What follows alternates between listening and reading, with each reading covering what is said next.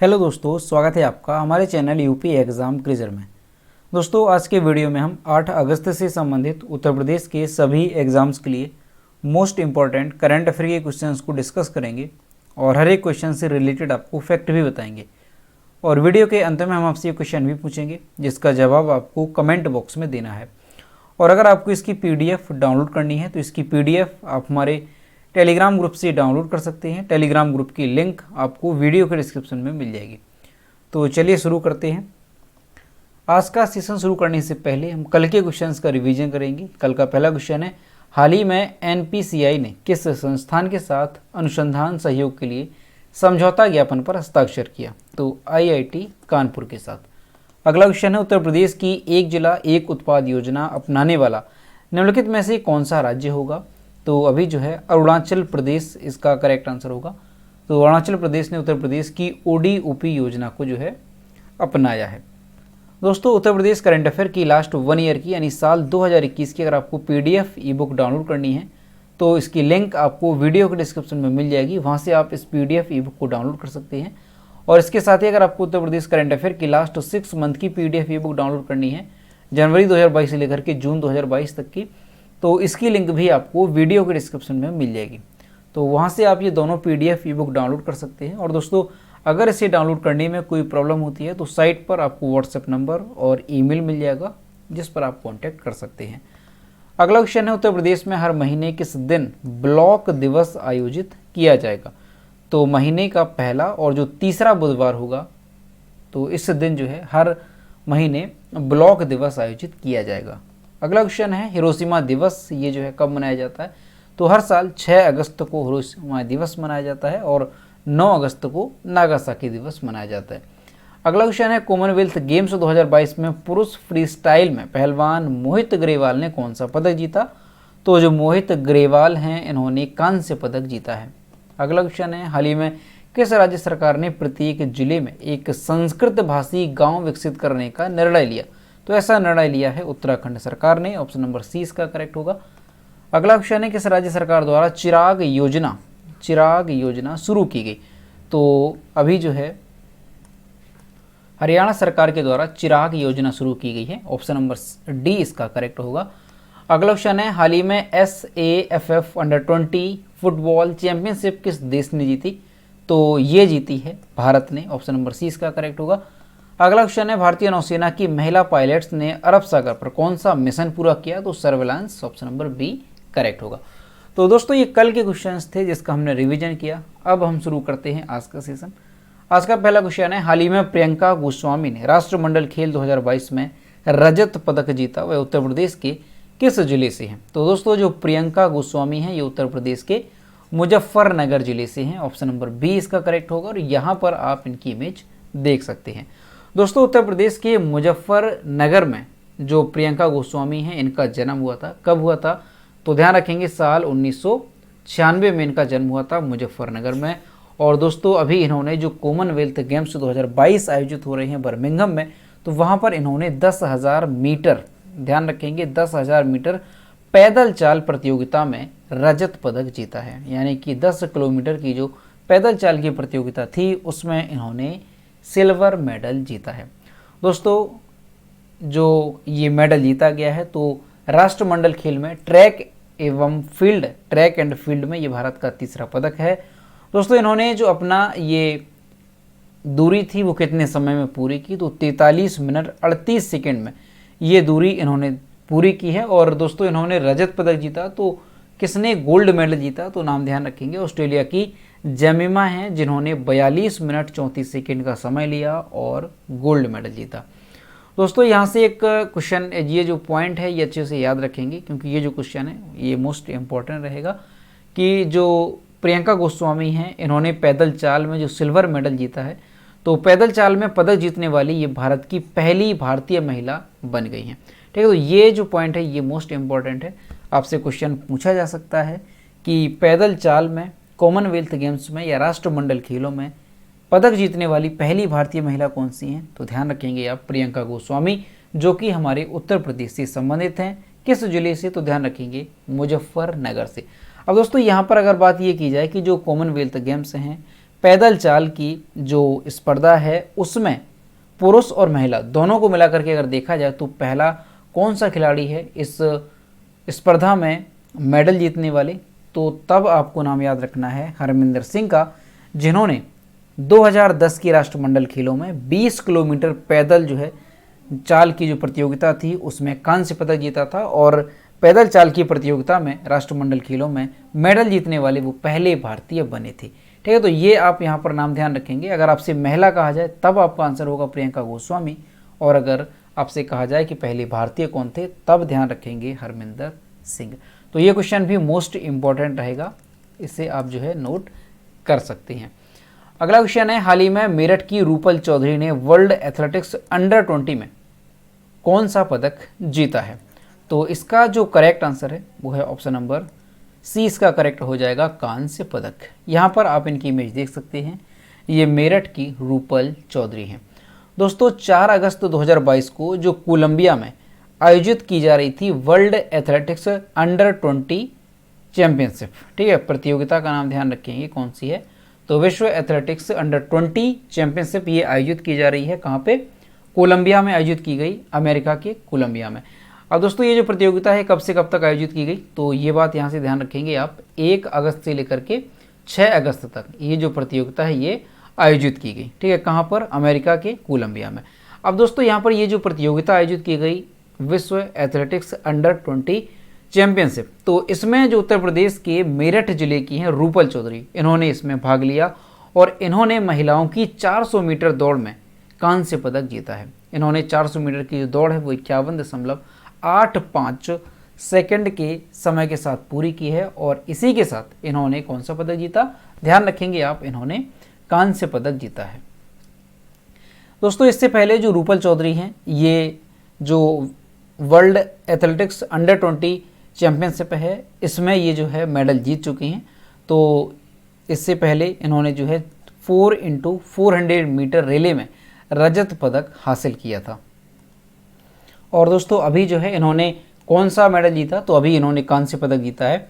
तो अब जो ये अंडर 20 एथलेटिक्स चैंपियनशिप है, इन्होंने इस प्रतियोगिता में 2 मेडल जीते हैं, और 2 मेडल जीतने वाली ये देश की पहली भारतीय बन गई हैं। तो ये जो रिकॉर्ड है ये इनके नाम पर बना है कि जो 17 वर्षीय रूपल चौधरी हैं विश्व एथलेटिक्स अंडर 20 चैंपियनशिप में 2 मेडल जीतने वाली पहली भारतीय ये बन गई हैं। ठीक है, तो ध्यान रखेंगे आप, क्वेश्चन क्या है कि जो वर्ल्ड एथलेटिक्स चैंपियनशिप है अंडर 20 वाली, तो उसमें 2 मेडल जीतने वाली पहली भारतीय कौन बनी? तो रूपल चौधरी जो है ये पहली भारतीय बन गई हैं इस ये जो चैंपियनशिप है इसमें 2 मेडल जीतने वाली, यानी अभी तक किसी भी जो भारतीय खिलाड़ी है उसने इस प्रतियोगिता में 2 मेडल नहीं जीते हैं। अब दोस्तों यहाँ से एक क्वेश्चन आपको और ध्यान रखना है कि जो ये आपकी 4x400 मीटर रिले की प्रतियोगिता है, तो इसमें जो ये रूपल चौधरी हैं इसमें ये मेडल जीतने वाली दूसरी भारतीय महिला थी। इनसे पहले किसने मेडल जीता था इसमें? तो इनसे पहले जो हिमा दास हैं, हिमा दास ने जो है इसमें कौन सा मेडल जीता था? तो हिमा दास ने इसमें गोल्ड मेडल जीता था। कब जीता था? तो 2018 में हिमा दास ने गोल्ड मेडल जीता था। यहाँ पर याद रखेंगे आप, हिमा दास ने साल 2018 में जो 4x400 की आपकी स्पर्धा है इसमें उन्होंने गोल्ड मेडल जीता था। कौन सी चैंपियनशिप में? तो विश्व एथलेटिक्स अंडर 20 चैंपियनशिप में। ठीक है, तो ये चीज़ ध्यान रखेंगे आप। और दोस्तों इसके साथ ही आपको एक नाम और ध्यान रखना है, अगर आपसे ये कहा जाए जो हिमा दास हैं इनके नाम पर ही ये रिकॉर्ड था कि जो विश्व एथलेटिक्स अंडर 20 चैंपियनशिप है तो इसमें 400 मीटर में स्वर्ण पदक जीतने वाली ये एकमात्र भारतीय हैं। ठीक है, अगर पूछा जाता है कि स्वर्ण पदक जीतने वाली तो आपका आंसर होगा हिमा दास। और इनके नाम पर क्या रिकॉर्ड बना है रूपल चौधरी के नाम पर? तो इनके नाम पर ये रिकॉर्ड बना है कि जो ये विश्व एथलेटिक्स अंडर 20 चैंपियनशिप है इसमें 2 मेडल जीतने वाली, 2 पदक जीतने वाली ये देश की पहली भारतीय हैं। ठीक है, तो दोनों जो खिलाड़ी हैं इनके नाम पर कौन सा रिकॉर्ड है वो आपको यहाँ पर अच्छे से याद रखना है। अगला क्वेश्चन है, हाल ही में संस्थान की एक स्टार्टअप कंपनी ने रडार की पकड़ से बचने के लिए एक नैनो पार्टिकल विकसित किया। तो इसका जो करेक्ट आंसर है वो है option number A, IIT Kanpur. दोस्तों IIT कानपुर के जो विशेषज्ञ हैं उन्होंने एक ऐसा नैनो मटेरियल विकसित किया है कि उसका जो उपयोग है वो अगर किसी उपकरण पर किया जाता है, यानी उस उपकरण पर उसकी परत अगर लगाई जाती है तो वो जो उपकरण है वो रडार की पकड़ में नहीं आता है। और ये जो मटेरियल विकसित किया गया है इसे नाम क्या दिया गया है, तो रडार ऑब्जर्वर कोटिंग इसको नाम दिया गया है। ठीक है, नाम भी ध्यान रखेंगे, इंपॉर्टेंट है।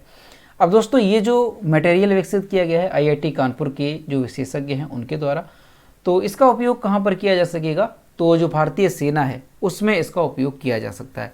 यानी कि उसकी मदद से क्या होगा कि जो रक्षा मंत्रालय के जैसे जो फाइटर जेट्स हैं या इसके अलावा और भी कई सारी जो तकनीकी हैं उसमें इसका इस्तेमाल किया जाएगा, ताकि जो दुश्मन देश हैं या दूसरे जो देश हमारे सैन्य ऑपरेशंस पर नज़र रखते हैं, तो ऐसे में क्या होगा कि अगर ये जो मटेरियल विकसित किया गया है अगर इसे किसी भी उपकरण पर इसकी परत लगा दी जाएगी तो वो जो उपकरण है वो रडार की पकड़ में नहीं आएगा। और ऐसे में अगर हमें किसी दूसरे देश पर जो है कोई ऑपरेशन को अंजाम देना होगा तो वो काफ़ी आसान हो जाएगा। ठीक है, तो ये इसका जो इस्तेमाल है वो भारतीय सेना के लिए काफ़ी अच्छा होगा और भारतीय सेना में इसका जो उपयोग है वो काफ़ी मददगार रहेगा। तो ध्यान रखेंगे कि अगर आपसे पूछा जाता है कि ऐसा नैनो मटेरियल किसने विकसित किया है जिसका किसी भी उपकरण पर अगर परत चढ़ाई जाती है तो वो रडार की पकड़ में नहीं आएगा, तो ऐसा जो मटेरियल विकसित किया है वो आईआईटी कानपुर के विशेषज्ञों ने विकसित किया है। अगला क्वेश्चन है, हाल ही में भारत के 14वें उपराष्ट्रपति के रूप में किसे नियुक्त किया गया, तो ऑप्शन नंबर इसका ए करेक्ट हो जाएगा, जगदीप धनखड़ को। यहाँ पर आप इनकी इमेज देख सकते हैं, ये हैं हमारे देश के 14वें उपराष्ट्रपति। दोस्तों पश्चिम बंगाल के जो पूर्व राज्यपाल थे जगदीप धनखड़, इन्हें जो है देश का 14वां उपराष्ट्रपति के रूप में चुना गया है। और दोस्तों इन्होंने किसको पराजित किया है, तो इनके जो प्रतिद्वंदी थे वो कौन थे, तो ये थे मार्गरेट अल्वा। तो ये जो है इस चुनाव में हारे हैं। दोस्तों जो उपराष्ट्रपति बने हैं जगदीप धनखड़, ये जो है 11 अगस्त को उपराष्ट्रपति पद की शपथ लेंगे, क्योंकि वर्तमान में जो उपराष्ट्रपति हैं एम वेंकैया नायडू, इनका जो कार्यकाल है वो 10 अगस्त को समाप्त हो जाएगा। दोस्तों जो जगदीप धनखड़ हैं इनकी बात अगर करें तो साल 1951 में इनका जन्म हुआ था। कहाँ पर, राजस्थान के झुंझुनू जिले के एक छोटे से गांव किठाना में इनका जन्म हुआ था, एक जाट किसान परिवार में। तो यहाँ से ध्यान रखेंगे कि हमारे देश के जो उपराष्ट्रपति बन गए हैं वो कौन बन गए हैं अब, तो ध्यान रखेंगे आप जगदीप धनखड़। और दोस्तों अभी कुछ दिन पहले ही हमारे देश में राष्ट्रपति पद का चुनाव हुआ था, तो हमारे देश की राष्ट्रपति कौन चुनी गई थी, तो द्रौपदी मुर्मू जो है ये हमारे देश की राष्ट्रपति चुनी गई थी। तो दोनों यहाँ से नाम ध्यान रखेंगे आप, राष्ट्रपति और उपराष्ट्रपति का।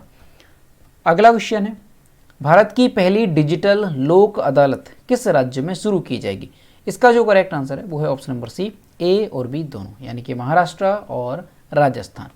दोस्तों भारत की जो पहली डिजिटल लोक अदालत है ये 13 अगस्त से शुरू होगी और ये कहाँ पर शुरू की जाएगी, तो महाराष्ट्र और राजस्थान, ये जो दो राज्य हैं यहाँ पर इसे शुरू किया जाएगा।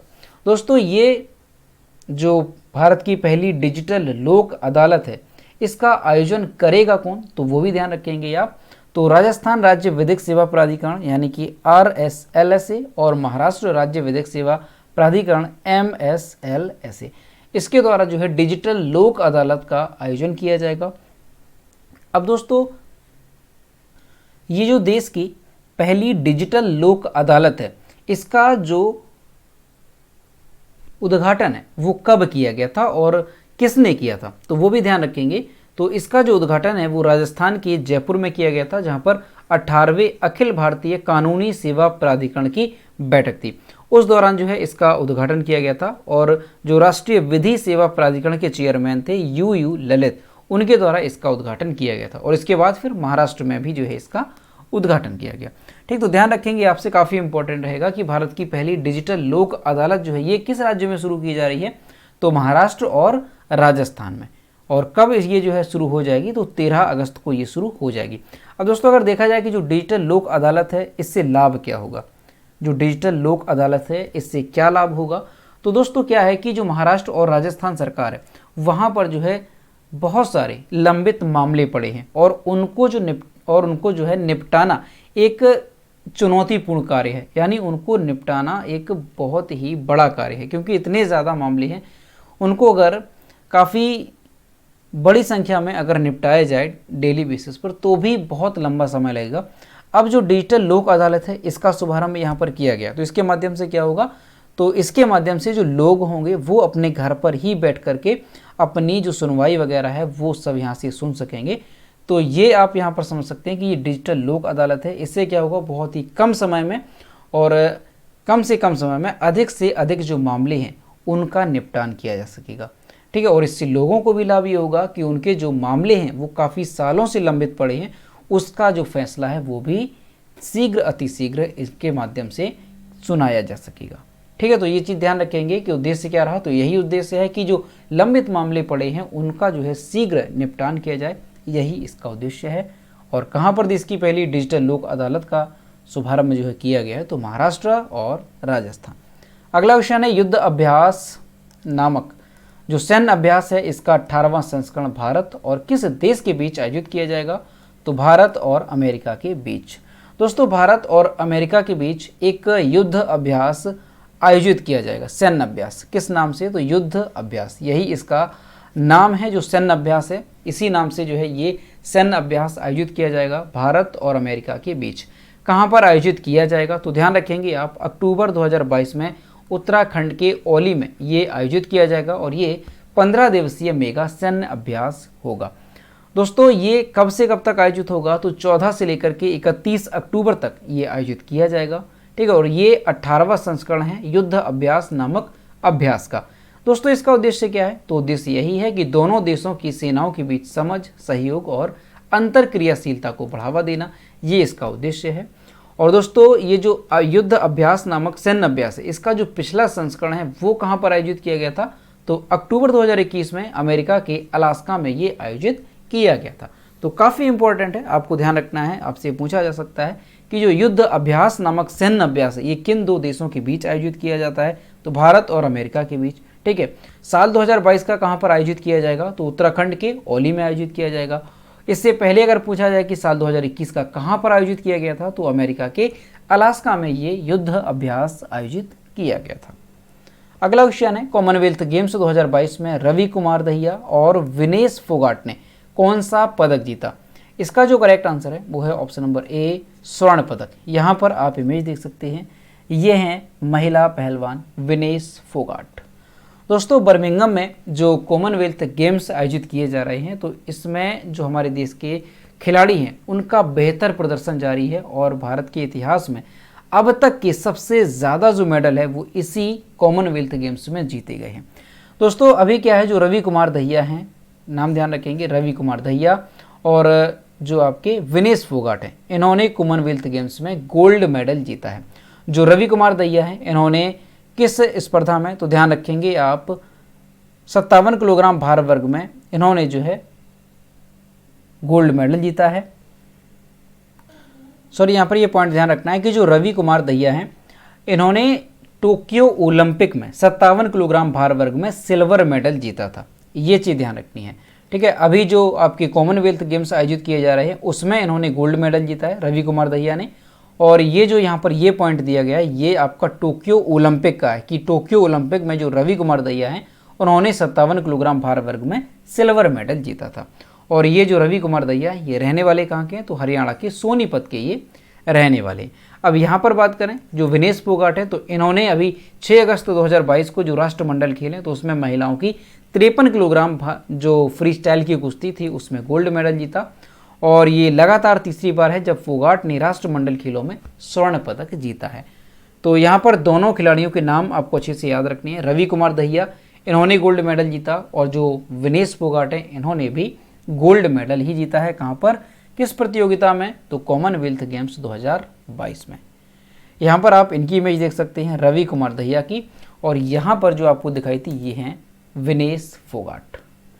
अगला क्वेश्चन है, हाल ही में किस राज्य में IFFCO नैनो यूरिया छिड़काव योजना की शुरुआत हुई। इसका जो करेक्ट आंसर है वो है ऑप्शन नंबर सी, गुजरात में। दोस्तों, गुजरात के जो मुख्यमंत्री हैं भूपेंद्र पटेल, उन्होंने राज्य भर में भारतीय किसान उर्वरक सहकारी लिमिटेड यानी IFFCO नैनो यूरिया छिड़काव योजना शुरू की है। कौन सी योजना है, ध्यान रखेंगे, IFF नैनो यूरिया छिड़काव योजना।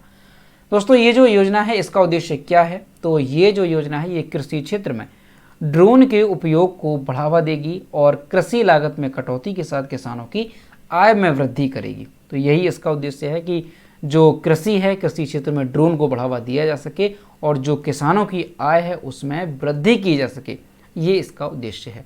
दोस्तों जो वित्तीय वर्ष 2022 और 23 है, इसमें इस योजना के लिए 35 करोड़ का प्रावधान किया गया है राज्य सरकार की ओर से, तो ये बात भी यहाँ पर ध्यान रखेंगे। ठीक है, तो यहाँ से आपको ये अच्छे से याद रखना है कि जो योजना है आपकी नैनो यूरिया छिड़काव योजना, ये किस राज्य से संबंधित है, तो गुजरात से ये संबंधित है। दोस्तों गुजरात की बात करें तो यहाँ पर मैप में देखेंगे गुजरात है कहाँ पर, तो यहाँ पर आप देख सकते हैं ये है मैप में गुजरात। जो गुजरात है ये भारत के किन्हीं राज्यों की सीमा को साझा कर रहा है। तो ऊपर की ओर राजस्थान है, यहाँ पर मध्य प्रदेश है और नीचे की ओर यहाँ पे महाराष्ट्र है। तो ये कुल मिलाकर के 3 स्टेट हैं जिनकी सीमा को साझा करता है गुजरात। गुजरात की कैपिटल क्या है, तो गांधीनगर गुजरात की कैपिटल है। गुजरात के चीफ मिनिस्टर कौन है, तो भूपेंद्र भाई पटेल, और गुजरात के गवर्नर हैं आचार्य देवव्रत। और गुजरात में लोकसभा सीटों की संख्या है 26 और राज्यसभा सीटों की संख्या है 11। अगला क्वेश्चन है, वनडे में 8000 रन बनाने वाले पहले बांग्लादेशी बल्लेबाज कौन बने, तो ये बन गए हैं तमीम इकबाल। यहाँ पर इनकी इमेज देख सकते हैं। दोस्तों जो तमीम इकबाल हैं बांग्लादेश की ये खिलाड़ी है, तो ये जो है वनडे में 8000 रन बनाने वाले बांग्लादेश के पहले बल्लेबाज बन गए हैं। दोस्तों इन्होंने 37.2 की औसत के साथ 239 मैच खेलकर ये उपलब्धि हासिल की है और इन्होंने 14 वनडे शतक भी लगाए हैं। और जो तमीम इकबाल हैं अब ये सचिन तेंदुलकर जैसे खिलाड़ियों की सूची में शामिल हो गए हैं जिन्होंने वनडे में 8000 से अधिक रन बनाए हैं। ठीक, तो ध्यान रखेंगे आप तमीम इकबाल का नाम, ये किस देश के खिलाड़ी है, तो बांग्लादेश की ये खिलाड़ी हैं और ये हाल ही में 8000 रन बनाने वाले बांग्लादेश के पहले बल्लेबाज बन गए हैं। अगला क्वेश्चन है, कन्नड़ फिल्म स्टार पुनीत राजकुमार को मरणोपरांत किस राज्य सरकार द्वारा राज्य के सर्वोच्च नागरिक सम्मान से सम्मानित किया जाएगा, तो इसका जो करेक्ट आंसर है वो है ऑप्शन नंबर बी, कर्नाटक सरकार के द्वारा। और यहाँ पर आप इनकी इमेज देख सकते हैं। दोस्तों कर्नाटक के जो मुख्यमंत्री हैं बसवराज बोम्मई, उन्होंने ये घोषणा की है कि जो कन्नड़ फिल्म स्टार थे पुनीत राजकुमार, इनका 2021 में निधन हो गया था, तो इन्हें जो है 1 नवंबर 2022 को मरणोपरांत कर्नाटक रत्न पुरस्कार से सम्मानित किया जाएगा। और ये जो पुरस्कार है कर्नाटक रत्न पुरस्कार, ये कर्नाटक राज्य का सर्वोच्च नागरिक सम्मान है और इस सम्मान को पाने वाले ये 10वें कर्नाटक के प्राप्तकर्ता बन जाएंगे। ठीक है, तो ये चीज़ ध्यान रखेंगे। आपकी जो कर्नाटक सरकार है वो जो है जो कन्नड़ फिल्म स्टार थे पुनीत राजकुमार, उन्हें सम्मानित करेगी कर्नाटक रत्न पुरस्कार से। तो दोस्तों ये थे 8 अगस्त से संबंधित उत्तर प्रदेश के सभी एग्जाम्स के लिए मोस्ट इंपॉर्टेंट करंट अफेयर के क्वेश्चन जो कि हमने डिस्कस किए। अब हम देखते हैं कल के वीडियो को, क्वेश्चन जो हमने आपसे पूछा था। तो ये रहा कल का क्वेश्चन, मुख्य न्यायाधीश NV रमना की सिफारिश के अनुसार भारत के अगले मुख्य न्यायाधीश कौन होंगे, तो जस्टिस उदय यू ललित इसका करेक्ट आंसर था और लगभग सभी स्टूडेंट्स ने इसके सही जवाब किए। ये रहा आज का क्वेश्चन, कॉमनवेल्थ गेम्स 2022 में भारत के बजरंग पुनिया, साक्षी मलिक और दीपक पुनिया ने कुश्ती में कौन सा पदक जीता, इसका जो भी करेक्ट आंसर है वो आपको कमेंट बॉक्स में बताना है। और दोस्तों सभी लोग क्वेश्चन का आंसर जरूर किया करो। तो दोस्तों वीडियो कैसा लगा, अगर वीडियो पसंद आया है तो इसे लाइक करें, अपने दोस्तों के साथ शेयर करें और अगर अभी तक हमारे चैनल पर नए हैं तो चैनल को सब्सक्राइब करना ना भूलें। साथ ही बेल आइकन को भी प्रेस करें ताकि टाइम टू टाइम नोटिफिकेशन आप तक पहुंचता रहे। तो मिलते हैं नेक्स्ट वीडियो में। Thank you.